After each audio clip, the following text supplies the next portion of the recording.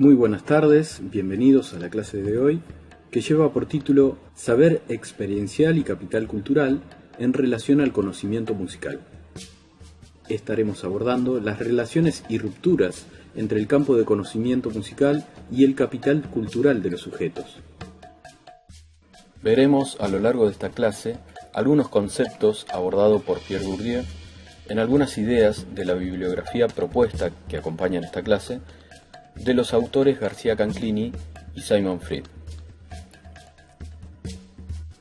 El concepto de campo de Pierre Bourdieu establece que dentro del sistema social se evidencian al interior de dicho sistema relaciones entre los diversos agentes sociales. Estas relaciones pueden darse por un interés en común, un lenguaje en común o un capital en común. Entre estas relaciones surgen los modos o maneras de hacer y comunicar esos intereses. Y de alguna manera estos modos de hacer establecen ciertas leyes, y a esto es lo que determinamos como un campo cultural. Por lo tanto, habrá diversos campos culturales en este sistema social, con leyes propias, con intereses propios. Así entonces, las maneras de hacer y de comunicar del arte serán diferentes al campo científico, donde hay maneras y formas de comunicar el conocimiento científico, los intereses científicos. Cada uno de estos campos, con sus leyes propias, participan del entramado social, de lo que se denomina estructura social, pero está regido por un funcionamiento específico.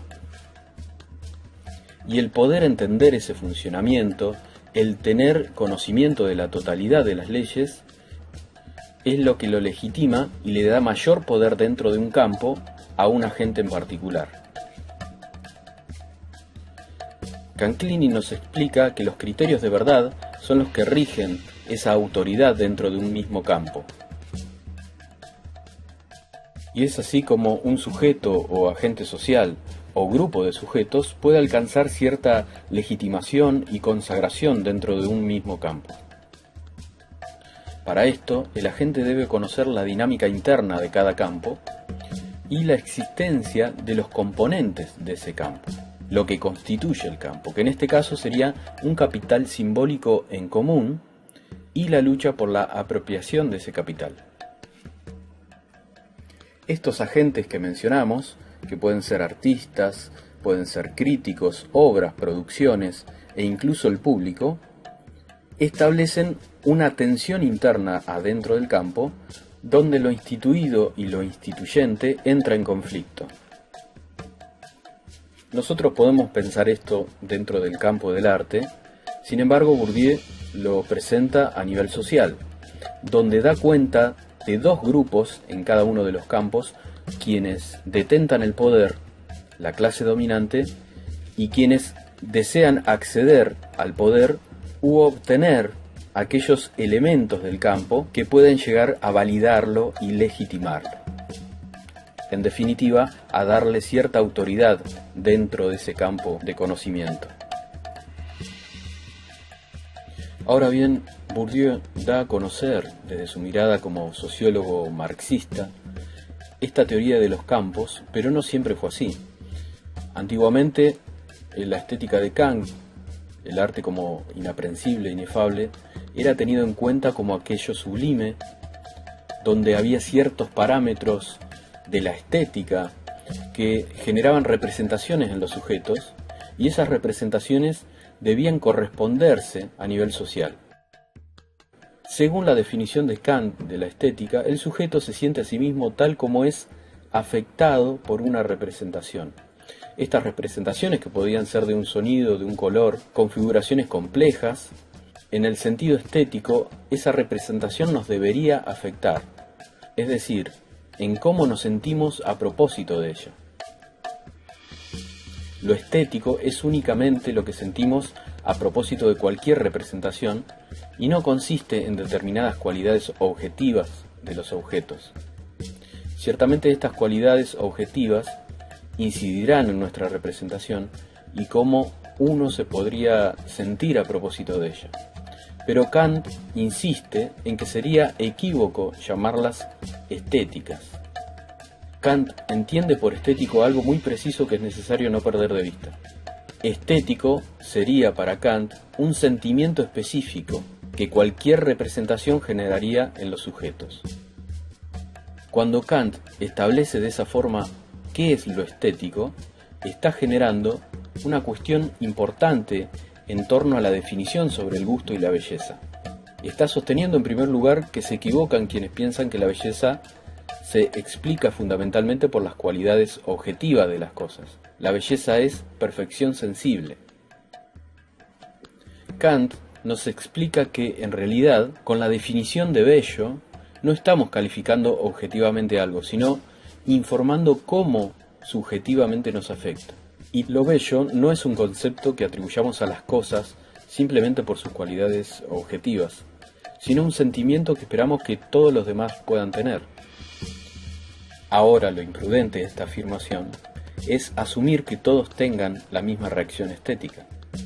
Como hemos analizado, debatido en las clases anteriores, esto deja de lado los conocimientos, los saberes previos y también, en base al concepto ideología de la dote, un supuesto apetito cultural. Para el positivismo de la modernidad, son justamente esos saberes los que deben validarse. Estos saberes entonces pasan a filtrarse mediante una comprobación empírica. Por lo que podemos adentrarnos en lo que es el saber experiencial. Ya desde Aristóteles se distinguía entre dos tipos de saberes. Por un lado, el saber vulgar, la doxa, y por el otro lado, la noesis, que se lo consideraba un conocimiento validado. La doxa, al que llamaremos saber experiencial, es un conocimiento o un conjunto de conocimientos que el sujeto incorpora en la existencia a través del contacto con las cosas y con las otras personas. Es una relación cognoscitiva que establecemos en nuestra vida y conocimientos que nos sirven a lo largo de ella. Pueden determinarse como fuentes del saber experiencial el medio físico, con sus fenómenos naturales o climáticos, y el mundo de los valores o también el medio social histórico, ¿sí? El contacto con la cultura, con los valores jurídicos, económicos, políticos, religiosos, etc. Si bien podemos definir ciertas diferencias entre saber experiencial y saber científico, lo que sí podemos decir es que el saber científico parte desde el saber experiencial y comienza a establecer ciertas leyes, empieza a demostrar, empieza a conocer causas y principalmente es metódico y sistemático. Por el otro lado, el saber experiencial parte de la experiencia y se queda en ella. Puede ser cierto o erróneo, pero lo que sí podemos decir es que es útil para la vida. Aunque no responda a esa necesidad de comprobación del método científico, es útil para la vida y es un tipo de conocimiento más.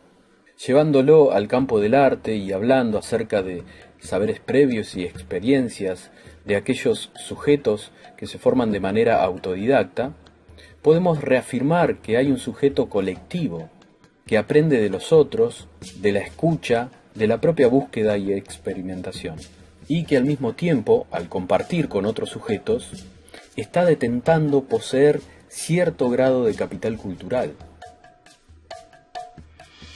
En este caso de un campo específico del arte, y podríamos mencionar un subcampo como el de la música popular.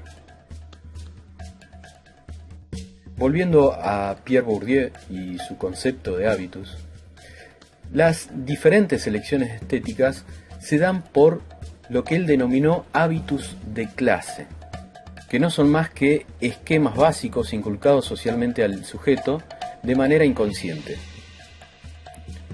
Lo que él denomina estructuras estructurantes estructuradas, y que son una manera de sostener la reproducción social. Estos hábitus de clase son estructuras estructuradas socialmente y al mismo tiempo estructuras estructurantes porque van a determinar nuestras propias prácticas sociales.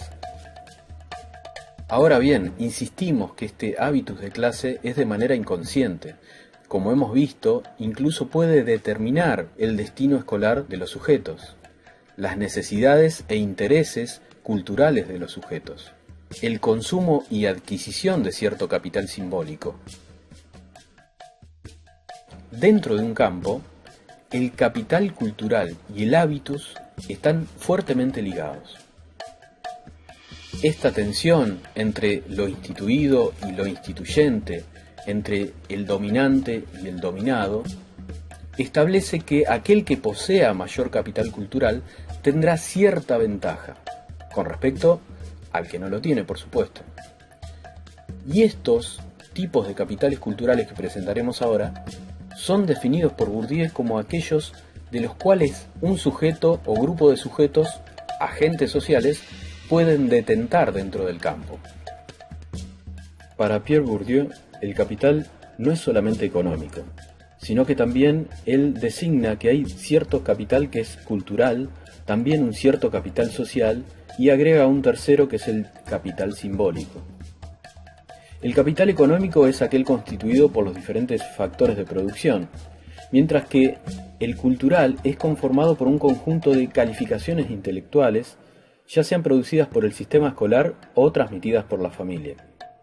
El capital social, por su parte, es definido como el conjunto de relaciones sociales que dispone un individuo, mientras que el capital simbólico, formado por el conjunto de ciertos rituales, es más ligado a el reconocimiento, la legitimación y el honor. En función de este concepto de capital cultural, es que Bourdieu propone al menos tres formas en el que podemos encontrar este tipo de capital. El primero es el que denomina el estado incorporado, y lo entiende como una inversión personal del sujeto, un trabajo sobre sí mismo y demanda un costo de tiempo para el sujeto. Además, es un estado que no permite la transmisión instantánea ni tampoco hereditaria. Puede decirse entonces que son aquellos tipos de valores, habilidades, conocimientos e ideas personales que posee el sujeto. Por otro lado, define al capital cultural objetivado como aquellos que se vinculan, están en relación con el estado incorporado, pero son soportes materiales. Estos sí pueden transmitirse y heredarse, pero solo en su materialidad. No puede heredarse así la interpretación, la concepción, la idea sobre la cosa. Por lo tanto, dice Bourdieu, este capital objetivado no existe, no puede subsistir si no está involucrada la apropiación de los diversos agentes y logran constituirlo como un capital incorporado, junto con el objeto material. Por ende, podemos definir que todo estado objetivado puede ser apropiado, pero solo de manera material, y para que cobre mayor valor tiene que estar vinculado fuertemente con ese estado incorporado del capital, con lo simbólico, con las ideas y con las habilidades que posea un sujeto. Y por último, el estado institucionalizado de este capital, que en palabras de Pierre Bourdieu, el diploma escolar, el título escolar, es un reconocimiento institucional al capital cultural poseído por cierto agente, y por ende cobra importancia la institución que lo emite. Por lo tanto, hay cierta creencia colectiva que marca distinciones. No es lo mismo el egresado de un conservatorio que el egresado de un taller de música, de arte, o el egresado de una universidad. También se marca una distinción entre cuál institución, si es reconocida en mayor o menor manera, si posee cierta postura ideológica. Todo esto influye entonces en el estado institucionalizado del capital cultural.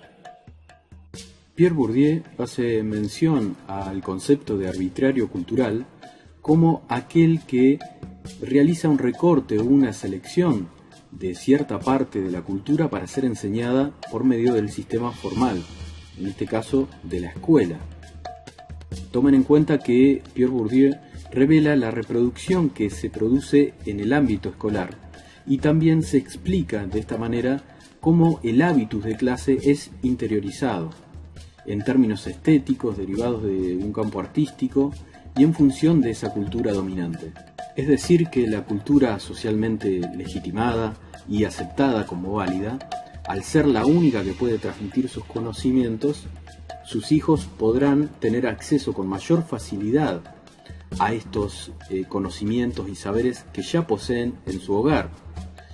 Por lo tanto, se marca fuertemente la reproducción de la escuela en estos aspectos, dejando afuera, en esa diferencia entre clases sociales, a aquellos sujetos, jóvenes o adultos, que deben acceder a esos capitales mediante la escuela. Esos capitales no son propios, sino que pertenecen a otro grupo dominante y no al grupo dominado en el cual el sujeto está inserto. De esta manera quedan determinados los destinos escolares, tanto en el éxito como en el fracaso.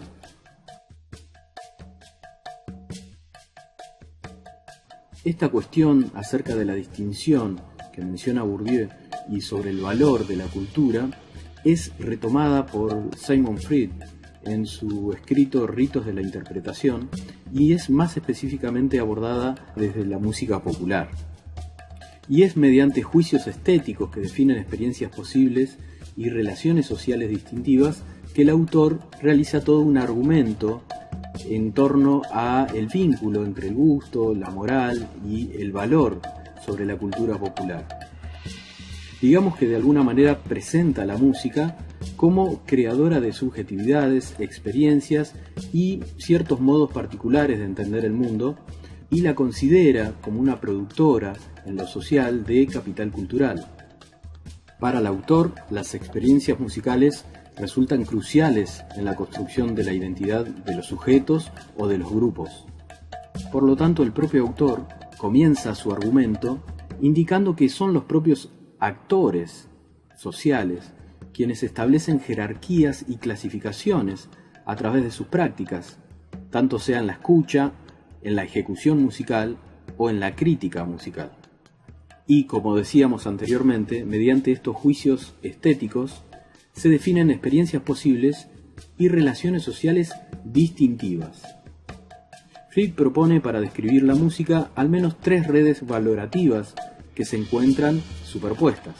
El primero es el discurso de la música artística, que está centrado más que nada en la formación académica y todo ese conocimiento y transmisión de conocimiento experiencial, pero también de lectoescritura, de técnicas de ejecución, etc. El otro es el discurso que él llama discurso folk, que valora el arte por su función social en la vida cotidiana. Y por último, el discurso pop, que tiene como ejes principales la industria cultural y el entretenimiento. Y en una breve síntesis podríamos decir que también otro eje conceptual que aborda el autor es que los géneros musicales son quienes organizan la ejecución de la música, la escucha y la venta de los productos musicales como una manera de incluir o excluir a determinados oyentes o determinados participantes en los ámbitos estructuralmente organizados en la sociedad. Estas estructuras sociales o grupos que podemos conocer, por ejemplo, entre las tribus urbanas que escuchan determinado tipo de música o entre los músicos profesionales incluso, entre los estudios de grabación, esa distinción que hay entre ellos, implica que muchas veces las músicas no solamente son compartidas por las estéticas, sino porque generan en los oyentes ciertos sentimientos. Y que por supuesto dichos sentimientos o relación entre músicas derivan de convenciones sonoras similares, que son aceptados históricamente. Otra propuesta que hace Simon Freud es que hay una relación entre sonido e imagen. En el siglo XX, digamos que los oyentes musicales occidentales naturalizaron la relación entre el sonido y la imagen. Por lo tanto, está hablando de una asociación. En esta asociación entre imagen y sonido, se pueden establecer vínculos entre la diversión y la implicación corporal, como es en el caso del rock, propone como ejemplo el autor. Y por el otro lado, la contemplación con el pensamiento y lo más serio, como sería con el caso de la música clásica. Estas asociaciones que hace el autor entran dentro de la categoría de dimensión emocional y corporal, a la cual él denomina o piensa a la propia escucha como una performance. También se va a ocupar de mencionar algunas cuestiones referidas a las formas de producción y reproducción del sonido, dando cuenta en la actualidad de cierta tecnología musical que modifica la experiencia tradicional de la audición. Al mencionar esto, él está incorporando una nueva dimensión que es la dimensión productiva de la música. Por último, hacer mención en esta construcción de identidad que posee la música, el autor menciona una paradoja sociológica de la experiencia musical, y consiste en que los oyentes y la significación dentro de sí misma de la música no es resultado de una producción social. Los análisis convencionales que ponen el acento en la función social o representativa de la música no dan cuenta de las maneras en que la música conmueve. Con esto llegamos al final de la clase y nos encontraremos el próximo viernes. Que tengan una buena semana.